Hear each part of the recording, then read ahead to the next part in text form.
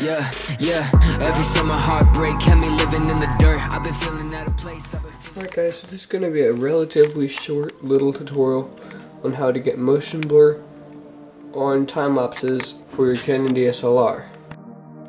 Okay, so first thing you're going to want to do is go to the internet. Go to magiclantern.fm. Go to downloads and then nightly builds, and then find the camera that you have. I have a 60D right here, so I'm going to want to use 60D. So you just click on it and you click download the zip file. I already have it, but once you find it, copy the files from the zip file as soon as you've extracted it and paste them into the memory card for the camera. So right here it says you have to format it, but you don't actually have to format it at all.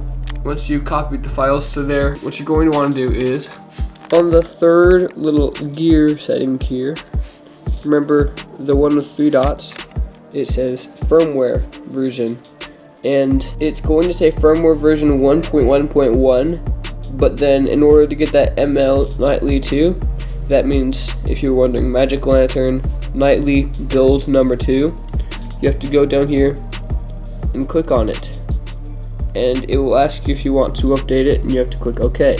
I have already updated it, that's why it already says nightly, but it will take you through a process and you just gotta follow the steps. Okay, so from there is going to be a little selection wheel here.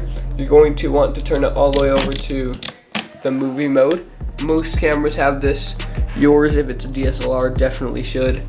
It's going to have a little microphone bar right here, which I actually think is pretty cool. It's monitoring the internal sound. You're going to press the little trash can button to access the Magic Lantern files. For the first time using it, it's going to give you a little welcome screen. Now, most likely it's going to start you out in the audio section because that's the first one. But you're going to want to navigate over to the movie mode and click on this right here, FPS override. You click set to activate it and then Q to select it. It'll give you all the FPS you need from actually about 0.150 to where it takes a frame every 5 seconds to 70, where actually it can't get to 70, and it shows you the actual FPS right there, but it's got 61.058, so that is about 1.5 frames more than actual 60 frames per second, which is what it's defaulted to right now. That's how the FPS override function works. I like just doing 1 frame per second for like really fast time lapses, and 3 for just like casual, not super fast time lapses. So basically what this does is it's going to overexpose it a lot. So you're going to want to turn the ISO down and the exposure, which is this little scroll wheel right here, till it looks about normal.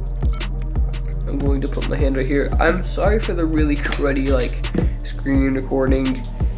It is dumb, but basically what this is doing is 3 times every second this is recording a frame, and in between those 3 times every second it is still recording a frame. So it's basically taking like kind of fake high exposure because it doesn't need the shutter to do it for every frame, so it's just like a whole ton of motion blur. The reason for that is it's going to speed up those 3 frames in post-production. Let's just end it right here.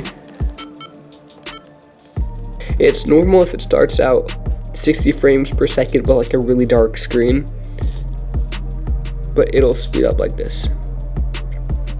And that's how you get motion blur on your DSLR. If you want to return it to normal, all you have to do is click this to go back to the Magic Lantern menu and then just select set. And that should restore the audio as well. So like now if you start a video or something, you can hear yourself. And it's not a mute time lapse anymore. Thanks for watching. Please subscribe for more tutorials like this.